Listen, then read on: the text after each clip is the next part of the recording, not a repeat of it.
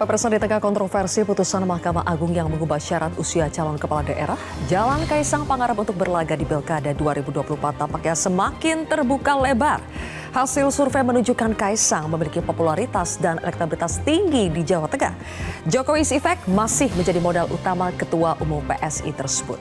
Faktor Jokowi juga yang disinyalir membuat sejumlah parpol memberikan sinyal akan mendukung Kaisang maju, baik itu di Pilkada Jawa Tengah maupun di Jakarta. Namun, Jawa Tengah yang dikenal sebagai kandang banteng tentu tidak akan menjadi arena tanding yang mudah bagi putra bungsu Presiden Jokowi itu. PDI Perjuangan diyakini akan memberikan perlawanan keras kepada siapapun calon yang dianggap sebagai orangnya Jokowi. Apakah jalan Kaisang bertanding di Pilkada 2024 bakal mulus? Akankah Jokowi's Effect lagi-lagi akan menjadi penentu kemenangan? Inilah kontroversi selengkapnya karpet merah bagi Kaisang. Bersama saya, Zilvia Iskandar.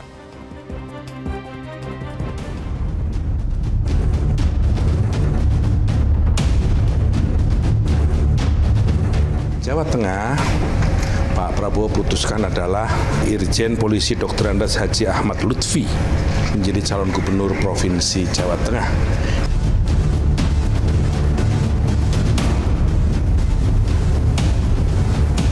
Peluang menang alhamdulillah sangat besar di Jawa Tengah.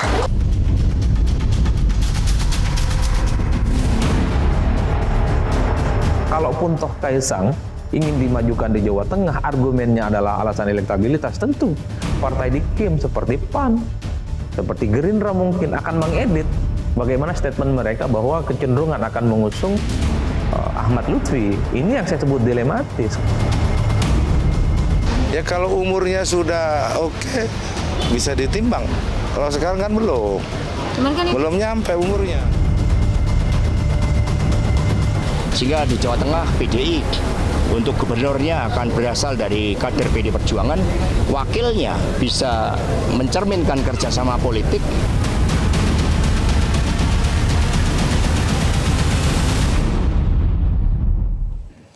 Pemirsa, untuk membahasnya sudah hadir 6 narasumber di studio Metro TV. Di sebelah kanan saya ada politikus Partai Golkar, Maman Abdurrahman. Bang Maman, selamat malam. Selamat malam. Berikutnya ada Ketua DPP PSI, Chairil Tansil. Mbak Chairil, selamat malam. Halo semua. Berikutnya juga ada Direktur Eksekutif Indobarometer, Mas Kodari. Mr. Q, selamat malam. Malam.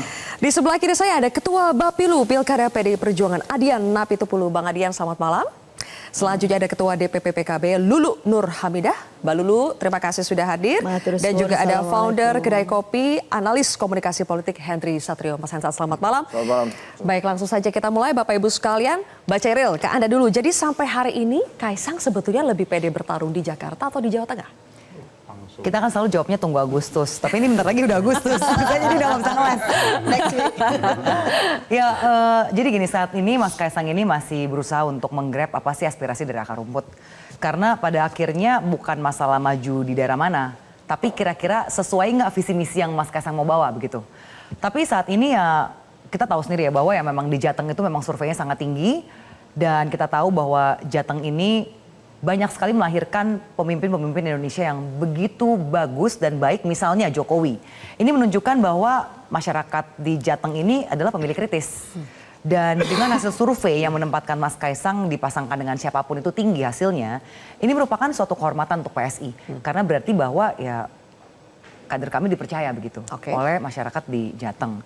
Tapi kalau misalnya ditanya apakah mau maju atau tidak, hingga detik ini DPP PSI belum mengambil keputusan. Tapi yang jelas kita akan mengikuti garis dari KIM, dari Koalisi Indonesia Maju.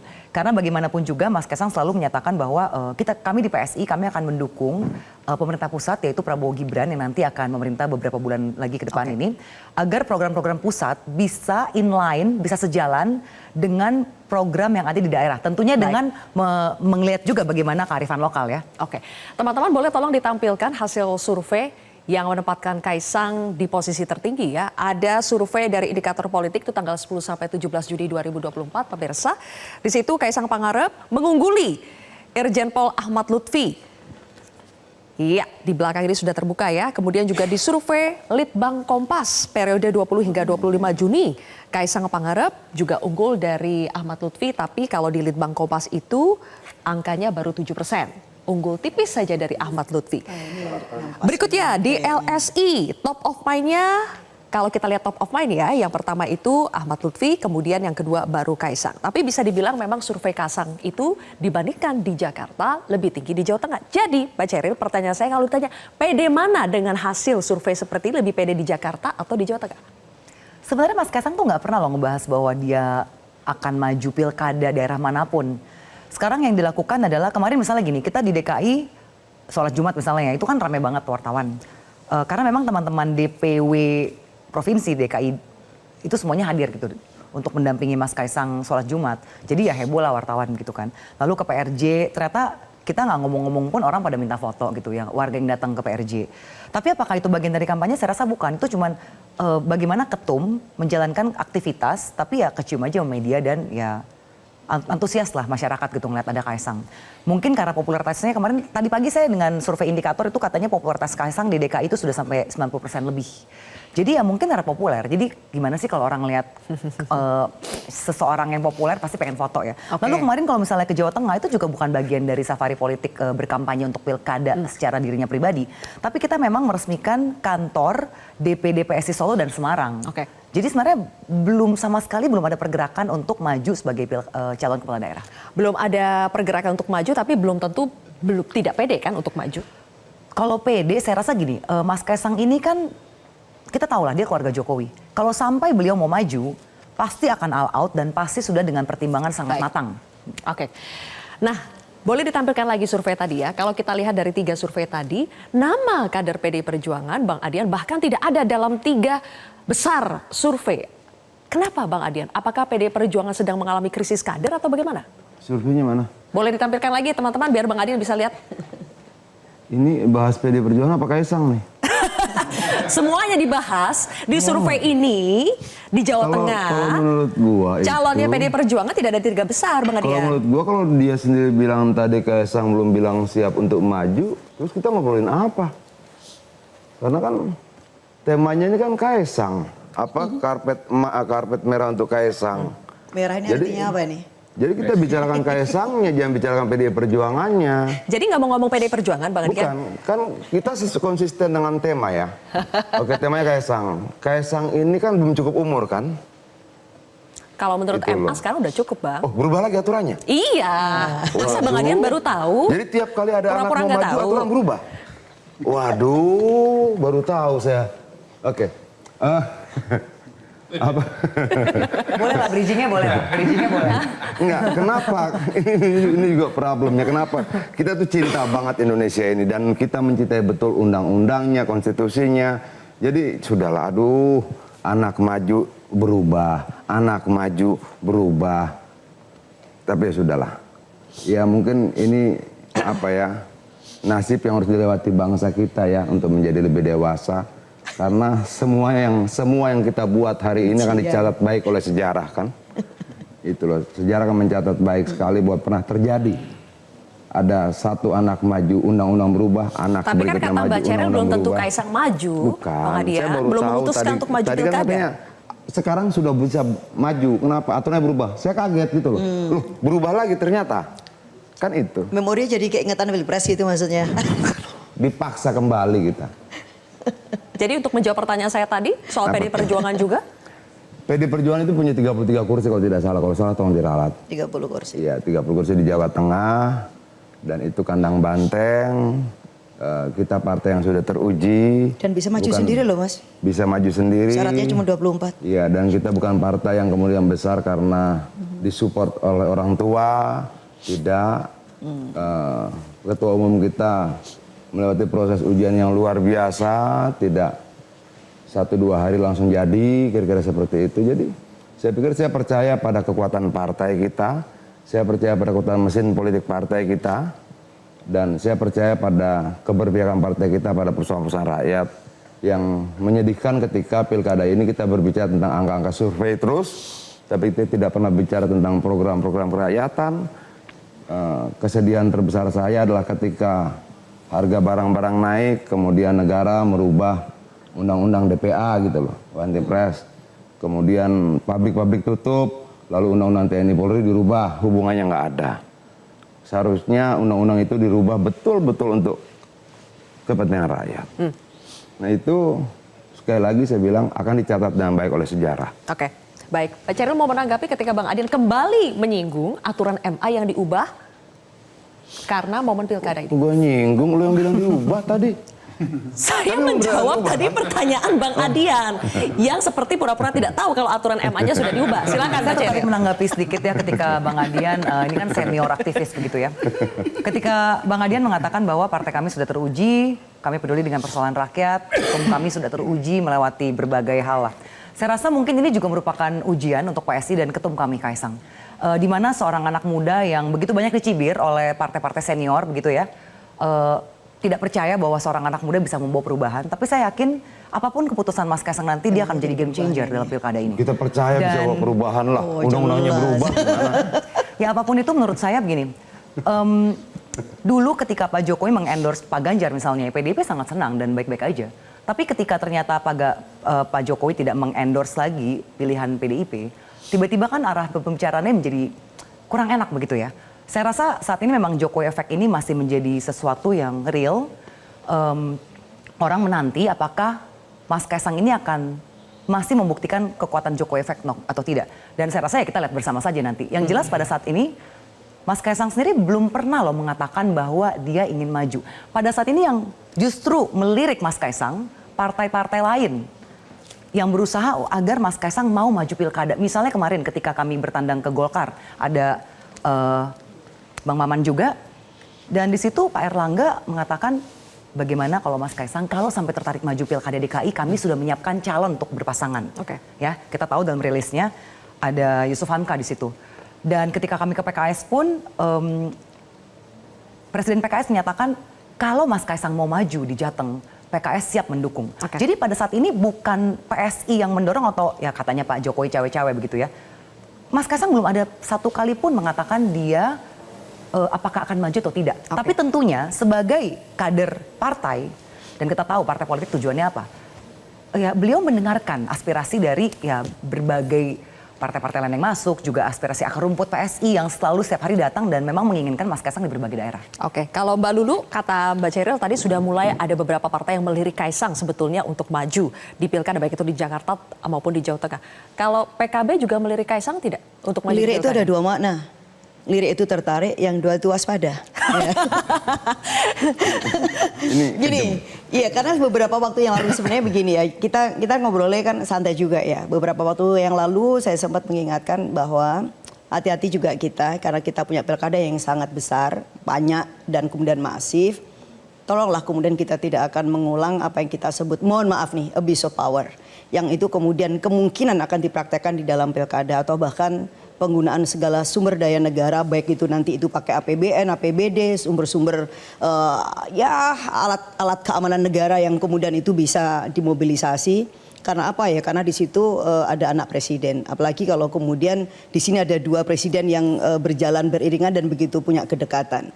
Jadi kalau misalkan Mas Kaisang nggak usah ngomong, ya emang dulu juga sama. Dulu juga bilang nggak tertarik dan juga nggak perlu ngomong. Tapi kan kemudian kita tahu ada situasi politik kita yang sedemikian rupa. Jadi dengan diem aja itu bisa memanggil gitu ya partai-partai lain untuk kemudian mengusung. Nah, kenapa PKB misalkan belum tertarik atau tidak tertarik? Karena seperti disampaikan oleh Pak Muhaimin kemarin, apa kita tidak bisa menyudahin sih sebenarnya gitu, memberi kesempatan yang pertama, tetapi kan tidak berarti kemudian harus dilanjutkan lagi untuk yang anak yang berikutnya. Ya mohon maaf seperti itu.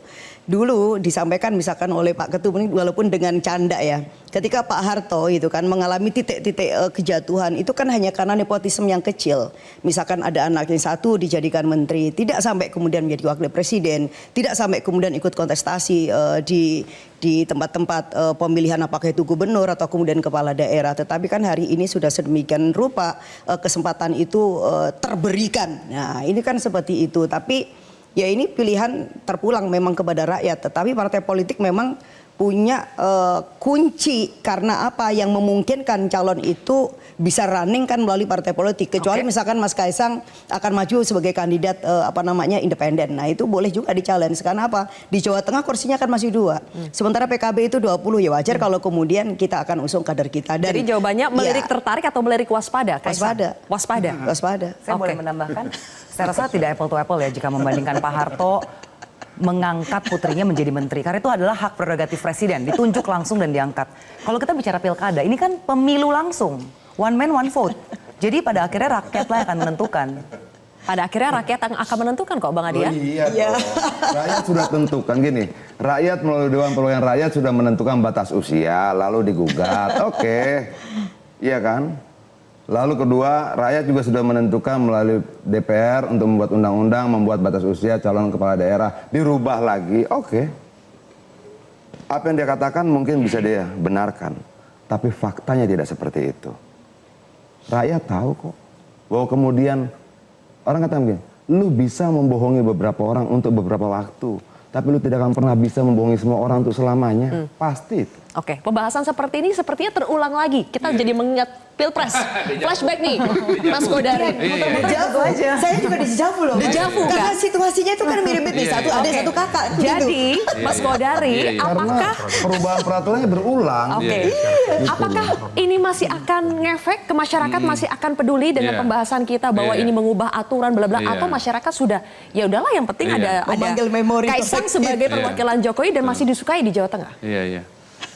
Pertama saya kira memang situasinya yang diberikan ilustrasi oleh Bang Adian tadi tentang Pak Harto itu kan berbeda dengan Pak Jokowi ya. Adian, ini. itu. Enggak apa-apa kan saya menyatakan ke kalimat saya belum selesai Bang Adian. Tapi itu manipulatif. Yang ngomong Soeharto dia kenapa Soal Soeharto. Soal Soeharto tadi siapa? Dia. Oke, mohon maaf. Oke. Maaf diterima. Jadi saya ingatnya Bang Adian. Saya nggak ingat Bang Lulu. Lanjut Mas Kodari. Padahal itu disampaikan semalam ya, kemarin lalu ya. Jadi lirikan saya dua, ada lirik tertarik dengan lirik waspada. Jadi gini, kalau kita lihat ke posisi Pak Jokowi pada hari ini, apapun yang disampaikan oleh Bang Adian, pendapat Mbak Lulu misalnya, dan nanti barangkali Bang Hensait, faktanya adalah tingkat kepuasan ya, dukungan masyarakat kepada Pak Jokowi itu tinggi gitu, itu satu. Dan dukungan itu kalau dikaitkan dengan pilkada, saya kira ya mungkin berulang nanti. Seperti misalnya yang terjadi pada saat Pilpres, bahwa daerah di mana Pak Jokowi sangat populer seperti Jawa Tengah, kan surveinya dari Lembaga Survei Indonesia kalau nggak salah, Mas Jayadi Hanan, itu kan tingkat kepuasannya 85%. Jadi pandangan masyarakat Jawa Tengah, Mbak Lulu KTP-nya Jawa Tengah bukan? Jawa Tengah Nah, sekarang. Jawa Tengah. Mungkin Mbak Lulu adalah bagian dari yang 5% atau 10% gitu. Sementara yang 85 itu happy dengan Pak Jokowi. Kalaupun ada kata dejavu dari saya tadi adalah dejavunya itu, kalau Bang Adian itu kan dejavunya ini perubahan undang-undang. Kalau saya enggak, dejavunya ini adalah ini badai dalam secangkir kopi gitu loh. Maksudnya? Bahwa yang elit yang ribut ini itu cuman beredar dalam gelas aja. Sementara semestanya yang lain itu pikirannya berbeda gitu.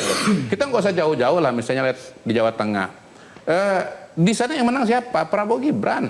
Angkanya berapa? 53. Ganjar berapa? 35 gitu loh. Jadi menurut saya hal semacam itu bisa terjadi di masa yang akan datang. Yang kedua mengenai soal gugatan. Memang konstitusi kita, aturan main kita kan memang membuka ruang kalau ada pasal-pasal yang dianggap merugikan bisa diajukan gitu. Nah, soal undang-undang DPR kemudian udah dibuat lalu nggak bisa digugat. Ya mungkin zaman dulu ketika tidak ada mekanisme judicial review, tapi sekarang memang ada mekanismenya.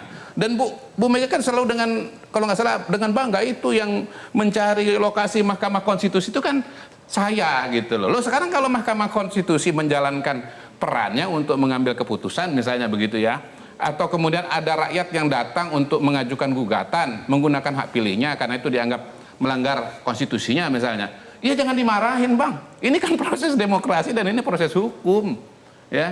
Jadi ini cara melihat yang menurut saya harus disampaikan kepada publik juga gitu loh, bahwa ya kalau sekarang ada pola-pola pertarungan mengingatkan pada Pilpres, ya karena ini pilkada ya sama gitu loh, pertarungan gitu, kompetisi. Jadi nanti kita akan lihat akan ada perbedaan pemikiran, tetapi ya prediksi saya sih ya ini akan terulang kembali dejavunya itu, badai dalam secangkir kopi. Oke, Mas Hensat sudah nganggung-nganggung, Bang Maman juga sudah senyum-senyum. Nanti saya akan minta tanggapannya juga kepada Mas Hensat dan juga Bang Maman, tapi kita harus jeda terlebih dahulu pemirsa. Kontroversi akan kembali sesaat lagi.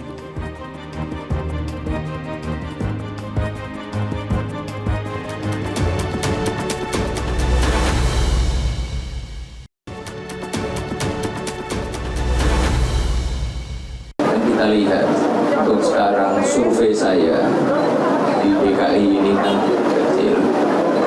Mungkin kemarin yang terakhir adalah Litbang Kompas, saya masih di angka 1. Tapi alhamdulillah untuk di Jawa Tengah dengan tidak ada foto, tidak ada baliho, tidak ada billboard, alhamdulillah saya nomor 1.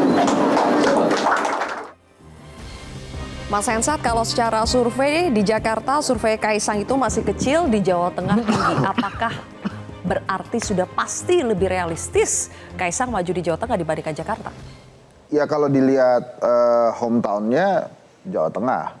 Tapi sih saya setuju sama judul ini nih, karpet merah bagi Kaisang ya. Kan jalannya sudah dibuat gitu ya. Dan menurut saya, buat apa Kaisang maju di Jawa Tengah kalau di Jakarta bisa gitu ya. Dan kemudian kan banyak yang menyangka mungkin Kaisang bakal jadi wagub. Menurut saya sih buat apa? Karena saya setuju ini karpet merah itu memang dibuat untuk Kaisang dan harusnya dia bisa berlaga di kota yang dia mau atau di provinsi yang dia mau. Dengan segala kekuatan yang dia miliki sekarang, apalagi ketua umum PSI kan, PSI juga jaringannya sudah mulai kuat. Jadi saya setuju dengan judul ini. Dan harusnya kita tidak langsung berasumsi bahwa Kaisang akan ke Jawa Tengah. Karena bisa jadi dia di Jakarta. Gitu. Dengan kekuatan yang dia punya, dia bisa milih tuh. Kekuatan yang dia punya ngerti ya. Maksudnya kekuatan nggak ngerti? Apa maksudnya Mas Hensat? Ya Bisa kan, milih se-Indonesia kan bisa gitu ya. Tadi maksudnya apa? Jalan yang sudah dibuat untuk Kaisang itu satu maksud dibuat oleh siapa? Terus kekuatan yang dia punya maksudnya apa jalan maksudnya? yang dibuat oleh Kaisang, yang dibuat untuk Kaisang itu kan ada undang-undangnya. Udah oke, aman. Kekuatan Kan yang belum tentu undang-undangnya dibuat buat Kaisang. Oh iya. Saya yang jawab. Iya. Tapi kan kalau Kaisang mau pakai itu kan boleh kan? Boleh. Ya udah. Terus kemudian kekuatan yang dimiliki Kaisang ada bapaknya. Oh. Jadi dengan karpet merah bagi Kaisang saya setuju. Memang ini kalau Mas Kaisang mau pakai, dia punya daya upaya dan sumber daya. Maksudnya yang jangan bisa. nanggung, jangan jadi wakil, jangan juga di Jawa Tengah, lebih baik di Jakarta. Saya nggak ketemu alasan kenapa dia harus jadi wakil. Kalau memang dia bisa jadi gubernur. Dan saya juga nggak ketemu alasan kenapa harus Jawa Tengah kalau dia bisa di Jakarta. Karpet udah digelar ya. Sampai hari ini kan salah satu menurut saya kenapa Kim tidak memutuskan, belum juga memutuskan, itu mungkin karena Pak Jokowi belum memastikan Kaisang itu mau di Jakarta atau Jawa Tengah. Oke, coba ditanya perwakilan Kim yang lain ya. Oke, tanya perwakilan Kim yang lain. Coba Bang Maman. Benarkah Kaisang di mana, di Jawa Tengah kah, di Jakarta itu tergantung. Kimnya mengatakan apa, tergantung juga Pak Jokowi arahannya bagaimana. Gini Mbak, saya dari dulu selalu beranggapan bahwa di saat kita running dalam kontestasi politik atau berpolitik, kita harus punya beberapa opsi. Yang paling berbahaya itu kalau dalam kita melakukan langkah politik, kita hanya punya satu opsi. Itu yang menurut saya berbahaya.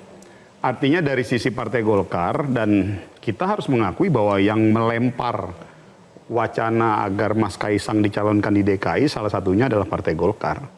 Dan saya menyetujui itu, saya sebagai Bapilu di Partai Golkar menyetujui itu karena yang terpenting bagi kita adalah kita harus punya beberapa opsi pilihan yang dimana nanti kita sudah terbangun sebuah kesepemahaman di antara Kim bahwa kita menginginkan linearitas.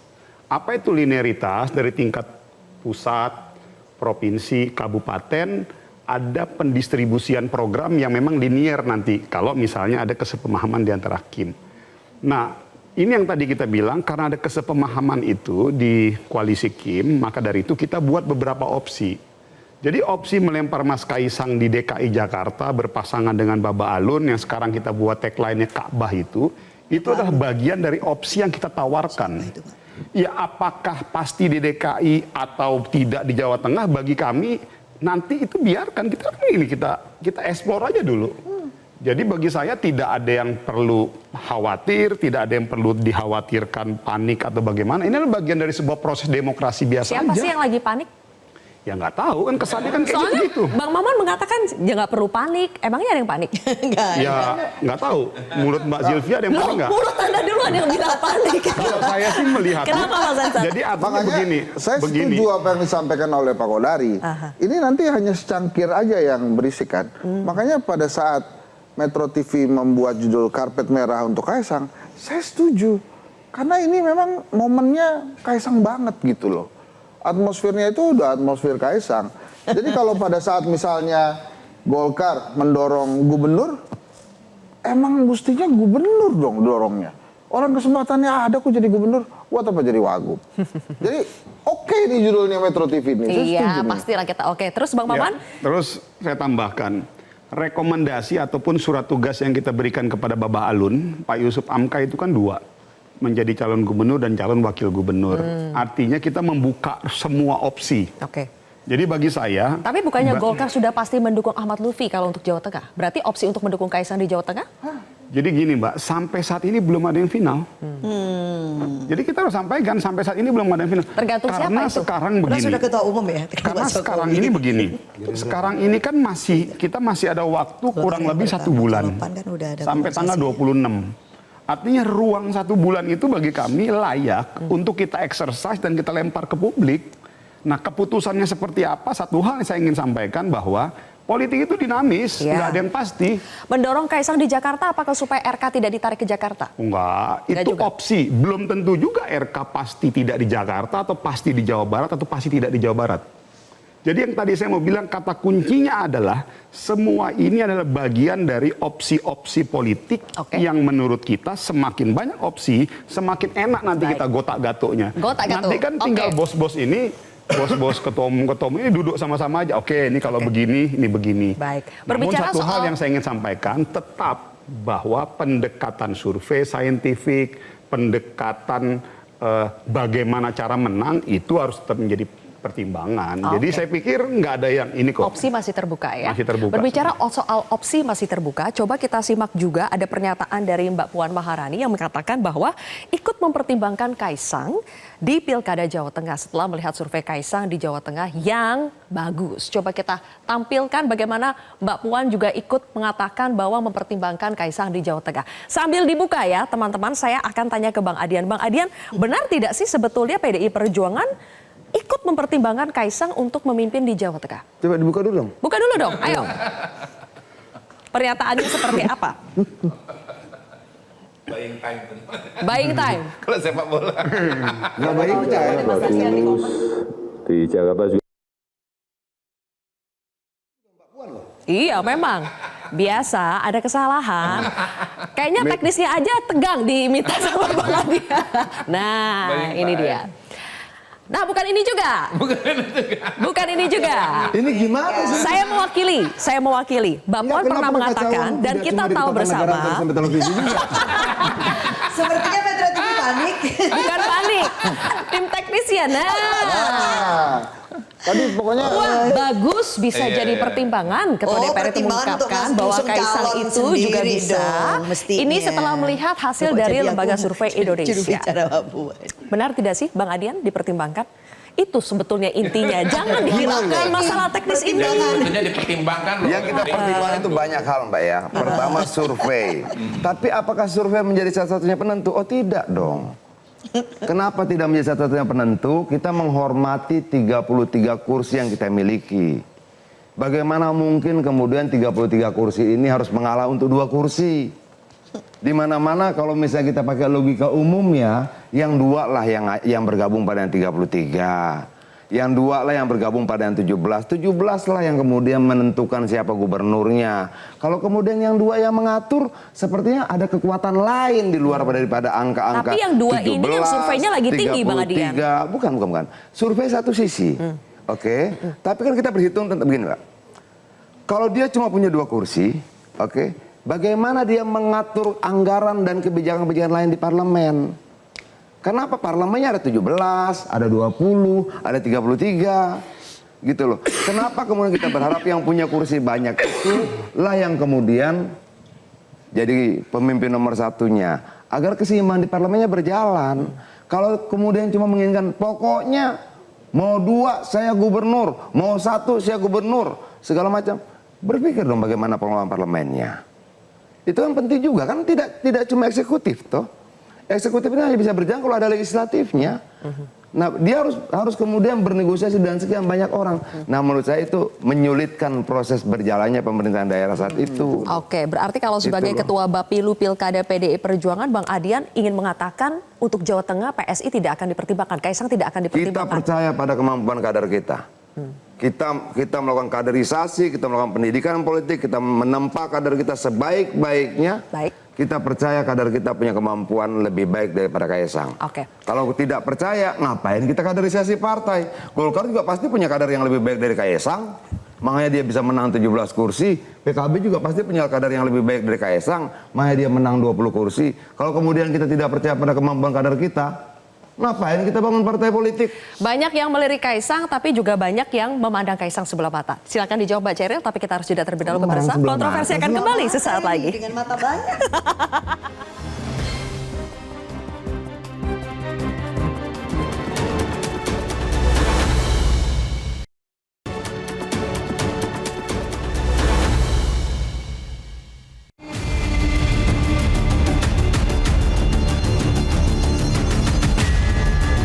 Mas Ketum, Mas Kaisang, seandainya beliau memilih Jakarta, saya siapkan yaitu Babah Alun.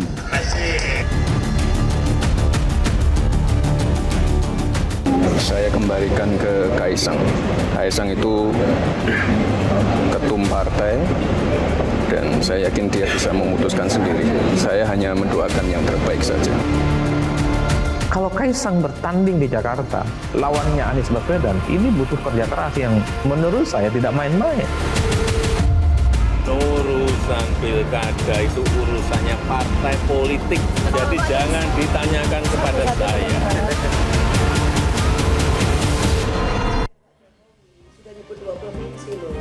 Bentar ya Mbak Lulu ya.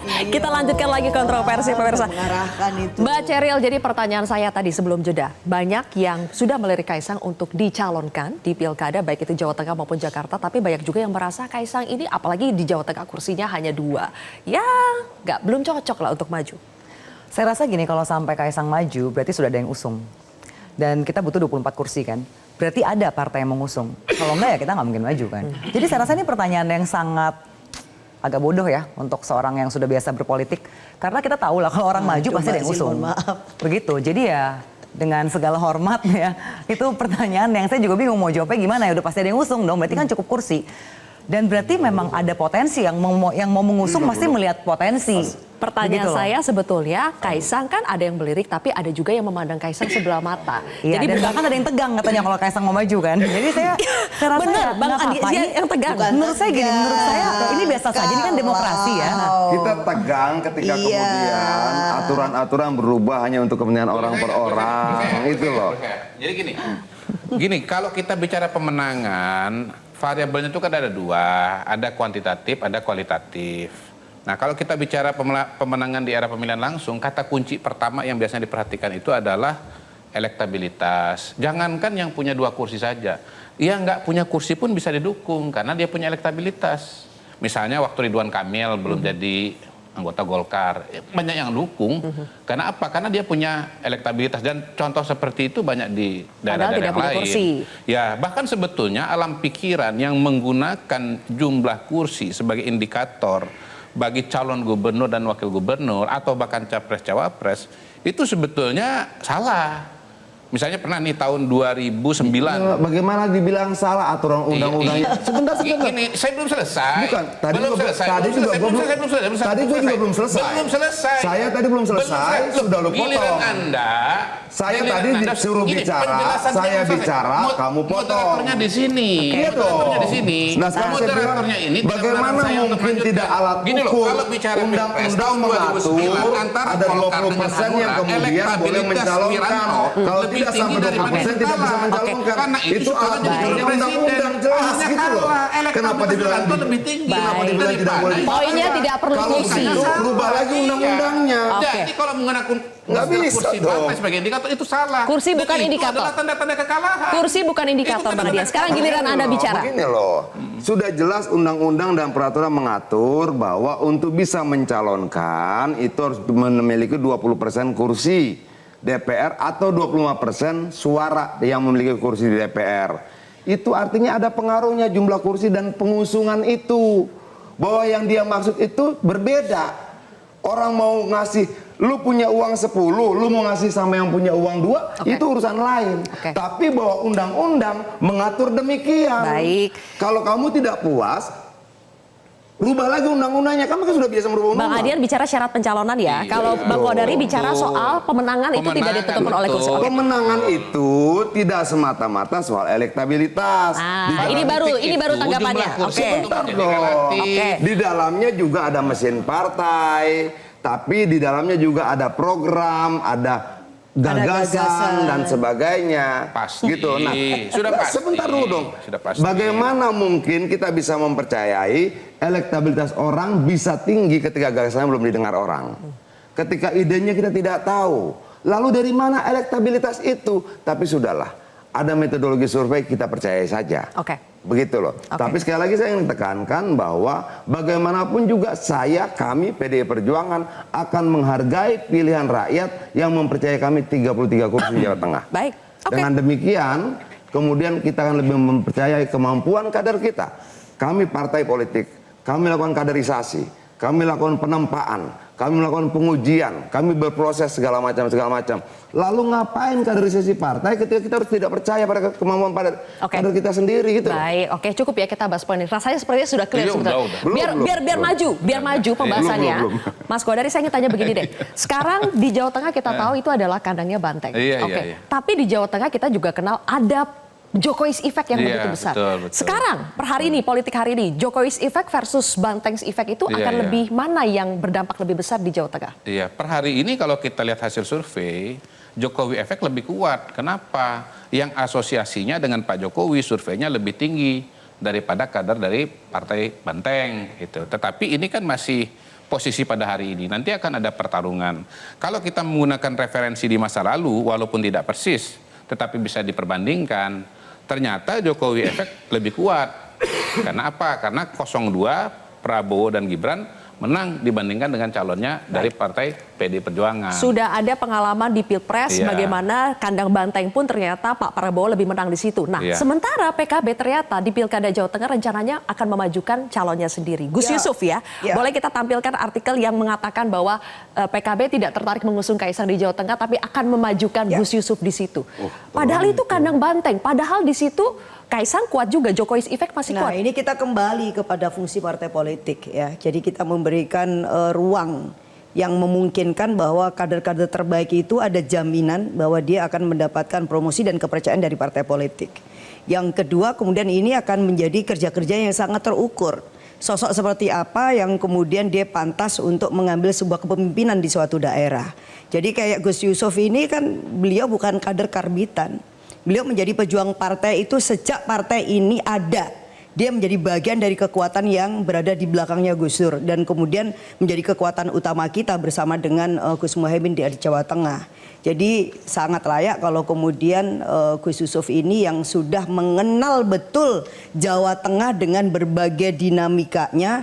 Dan ditempa oleh kaderisasi yang kuat. Dan kemudian juga pesona dirinya karena beliau seorang kiai dan punya jejaring santri yang sangat luas ya di Jawa Tengah. Kemudian dia ya kita kasih kepercayaan sebagai calon gubernur dan itu wajar gitu. Apalagi kemudian kalau kita lihat kursi PKB ini 20 kan tinggal 4 kursi lagi aja. Kalau kita punya hubungan baik lah misalkan dengan rekan perjuangan apakah itu misalnya Nasdem, ini di luar apakah kemudian kita pada akhirnya nanti bisa ketemu dengan PDIP ya, karena namanya politik bisa sangat dinamis. Tetapi di situ ada PKS karena kita kemarin juga punya pengalaman Pilpres bareng. Lalu kemudian ada PDIP. Jadi kalau digabung itu sudah more than enough untuk kemudian PKB bisa mengusung calon sendiri.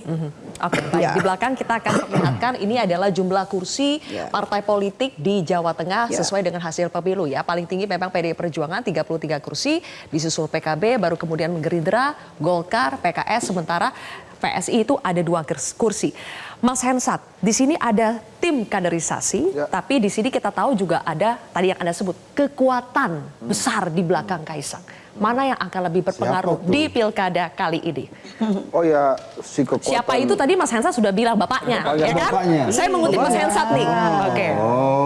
Jadi Ini masih urusannya bapak anaknya nih, judulnya belum selesai, Happy Family. Dijawab dulu Mas Hensat. Iya, Jadi lanjut Mas. Satu-satu nih Bang Aryan.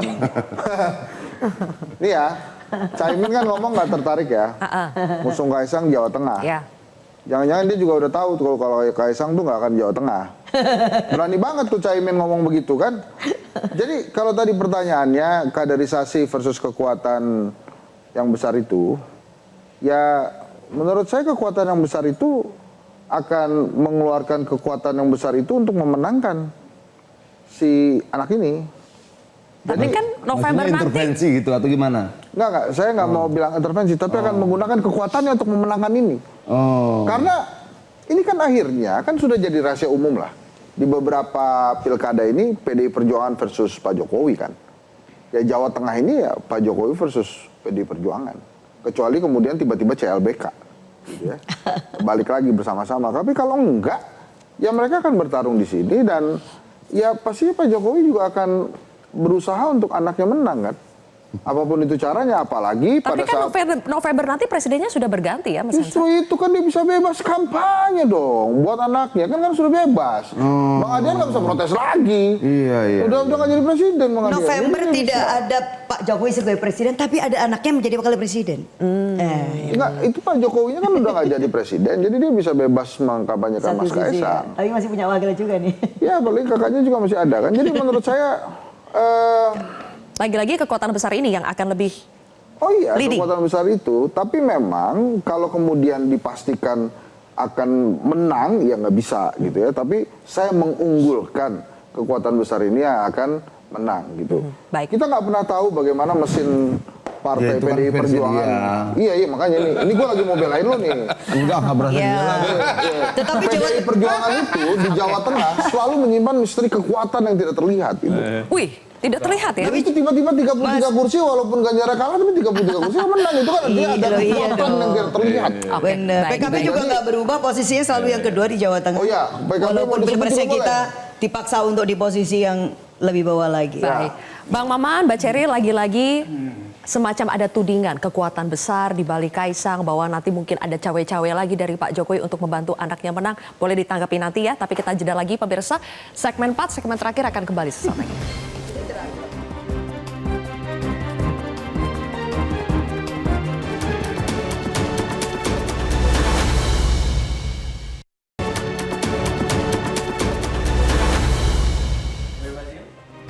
Oke, Bang Maman, lagi-lagi bahwa dugaan ada cawe-cawe Presiden Jokowi akan kembali terjadi di pilkada itu ada.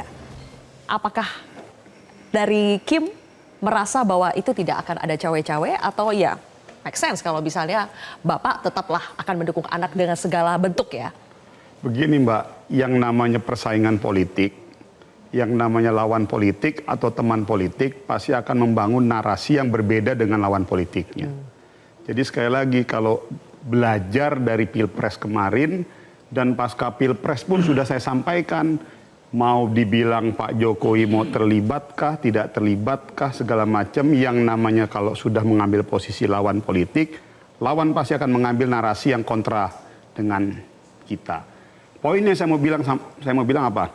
Bagi kami, kalau belajar dari pengalaman Pilpres kemarin, kita bersyukur, alhamdulillah kepada Allah Subhanahu Wa Taala dibilang kayak begitu. Karena secara tidak langsung, teman-teman yang berhadapan dengan kita itu sudah mengkampanyekan dengan sendirinya Mas Gibran waktu itu. Contoh bansos, kan di tengah jalan itu kan di stop tuh. Tetapi secara tidak langsung di masyarakat udah bilang, oh makasih pemerintah Pak Jokowi Mas Gibran bagi-bagi bansos. Itu kampanye gratis. Emang ada ya? Itu. Apa? Emang ada program bansos politik itu? Kan yang nyampein teman-teman. Enggak. Gue cuma memastikan saja. Tapi begini. Terkonfirmasi belum ya. kelar. Enggak. Dikelarkan dulu baru ditanggapi Bang Adian. Coba. Jadi artinya bagi Nggak, saya. gue kaget ternyata sudah diakui ada bansosnya. Jadi bagi kami yang ingin saya Terima kasih, sampaikan adalah bahwa yang namanya dalam proses pertarungan politik, setiap lawan politik pasti akan terus membangun narasi yang berbeda. Jadi bagi kami santai aja, Santai so must aja go ya. on. Yang Biasa terpenting ya, Mas, yo. kita fokus saja pada agenda-agenda politik kita. Nah yang kedua saya bilang begini, kurang tepat kalau kita mengambil contoh kasus pilpres dengan pilkada. Karena hari ini mungkin di Pilgub DKI atau Pilgub Jawa Tengah, PDI dengan PSI bisa berbeda. Golkar dengan PDI bisa berbeda, atau begitu juga dengan PKB, begitu juga dengan PSI. Tetapi ini ada 500 pilkada. Oke. Jadi tidak menutup kemungkinan juga di beberapa titik daerah-daerah tertentu, mungkin PDI dengan PSI bisa sama-sama, PKB dengan Golkar. Jadi itu tadi saya bilang bahwa konstelasi di tingkatan pusat, provinsi, dan kabupaten itu sangat nggak bisa kita samaratakan. Di pusat kita bisa mesra, di provinsi kita bisa tidak mesra, tapi di kabupaten bisa aja kita mesra semua. Oke, dinamis ya. Jadi, Bang Adian mau Begini nanggapi apa? loh, Jokowi efek itu di mana? Di Pilpres atau di perolehan Pileg? Kalau di Pilpres menurut saya bukan Jokowi efek, itu jabatan efek, bansos efek, intimidasi efek, intervensi efek. Begitu tidak ada intervensi, intimidasi segala macam, kursinya 2. Lalu di mana Jokowi efeknya? Jabatan efek itu lebih tepat.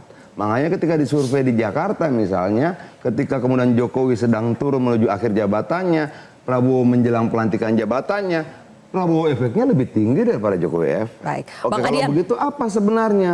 Prabowo efek, Jokowi efek bukan, jabatan efek. Baik, biar lebih maju lagi pembahasannya. Kalau sampai terjadi lagi rematch, ada pertandingan antara kadernya PDI Perjuangan dengan orang yang disebut orang Pak Jokowi di Jawa Tengah, mau itu Ahmad Lutfika, mau itu Kaisangka, siap-siap saja PDI Perjuangan. Mbak, di partai kami, di PDI Perjuangan, kita diajarkan untuk berpijak bukan bergantung. Bagaimanapun juga berpijak jauh lebih kuat dibandingkan bergantung. Mungkin bergantung tampak lebih tinggi, tapi tidak terbangun kekuatan apapun di situ. Ini quotes-nya Adian Apitapulu ya. Jago emang dia. Oke. Mbak Cheryl, tudingan bahwa nanti akan ada cawe-cawe lagi mau dimanapun Kaisang berlaga, baik itu di Jakarta maupun di Jawa Tengah. Bagaimana Mbak Cheryl menanggapinya? Saya ingin mengomentari soal bansos ya. Ini saya seperti betul dejavu. Harus mengulang-ulang perkataan ini karena memang narasi harus dijawab dengan narasi. Ulang-ulang bansos. Bansos itu sudah dijelaskan oleh Ibu Sri Mulyani sebagai Menteri Keuangan, itu sudah beberapa bulan sebelumnya sudah diputuskan dan alasannya sudah jelas dipaparkan. Menurut kami di PSI, lebih baik bansos itu mengikuti kebijakan dari Kemenkeu, memang disalurkan untuk rakyat daripada dikorupsi. Kita ingat dulu ketika COVID, siapa menteri yang mengkorupsi dana sosial? Menterinya dari partai mana begitu loh. Jadi buat kami di PSI, lebih baik memang kalau ada APBN disalurkan untuk rakyat. Toh sesuai dengan undang-undang juga dan disetujui oleh semua partai, semua fraksi yang ada di DPR. Jadi sudahlah soal bansos kita tutup buku. Jangan dituding bahwa ini adalah menang karena efek jabatan. Lalu tadi pertanyaan berikutnya apa? Sampai buyar ini. Karena Tudingan harus bahwa jawabnya kalau lagi. Kaisang maju pun tetap akan ada cawe-cawe presiden. Akan ada bansos lagi. Menurut saya gini loh. Mobilisasi sumber daya negara. Silakan aja kalau dari kubu yang berseberangan mengatakan cawe-cawe presiden ya. Yang jelas kita tahu pemilu adalah pemilu langsung. Dan ini sangat merendahkan logika rakyat. Sangat merendahkan rakyat Jawa Tengah atau DKI bahwa mereka itu bodoh. Dan bisa diatur oleh pemimpin atau siapapun tangan-tangan apalah katanya ada kekuatan hebat begitu. Berarti kita merendahkan logika masyarakat.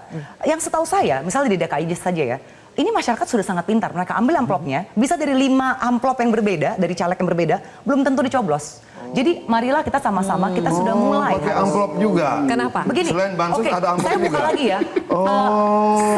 Sebuah lembaga survei, saya jadi nggak enak nih, dengan segala hormat, bukan saya, tapi silakan dicek. Lembaga survei di Indonesia menyatakan bahwa yang paling bermain money politik ada 2 partai, yaitu dengan segala hormat, ini bukan saya tapi hasil survei PDIP dan PKB. Serius, Lin? Bukan survei saya. Ini tendensius ini. Perasaan PKB yang ini. bicara amplop Apa nih partai ini umum yang miskin dituduh ini kita. Hasil survei. Bagaimana ceritanya? Aduh. Gue tambahkan tapi agak berbeda begini. Kita sudah harus closing ini. Partai survei Sedikit saja. nggak aja. terima aku. Kalau gue malah, Ampun. gue berdoa semoga teman-teman di sana yang lawan-lawan politik yang berbeda pada konteks pilkada berteriaklah sebanyak-banyaknya mengenai bansos. Karena gue berterima kasih mereka telah melakukan Tapi kampanye gini lah Pak, gratis. kita mau mengakhirin ya. Saatnya saya kira mau siapapun terserah lah, ada hak konstitusional kalau emang undang-undang membolehkan Mas Kaisang kayak atau siapapun kayak gitu. Tapi bukankah kemudian sangat adil kalau memberikan kesempatan kepada rakyat yuk soal gagasan. Soal kemudian rencana kerja itu kan kemudian penting daripada sekedar ini kemudian siapa, anaknya siapa ya. Justru itu yang menurut saya membodohi rakyat itu gitu loh. Jadi bansos membodohi tapi ya sama. Gitu. Waktu kita sudah habis Bang Adian. Oh gitu. Oke, nanti kita sambung lagi ya. Mohon Jawa maaf. Tengah semuanya. Mohon maaf Bapak Ibu sekalian. Baik, Semangat. pemirsa dimanapun nantinya Kaisang berlaga, kita titipkan harapan agar kompetisi Pilkada 2024 berjalan fair bagi semua kontestan. Jangan ada cawe-cawe penguasa, biarkan kontestan dipilih karena memang ia pantas dipilih. Kontroversi berakhir sampai di sini. Saya Zilvia Iskandar pamit undur diri. Sampai jumpa.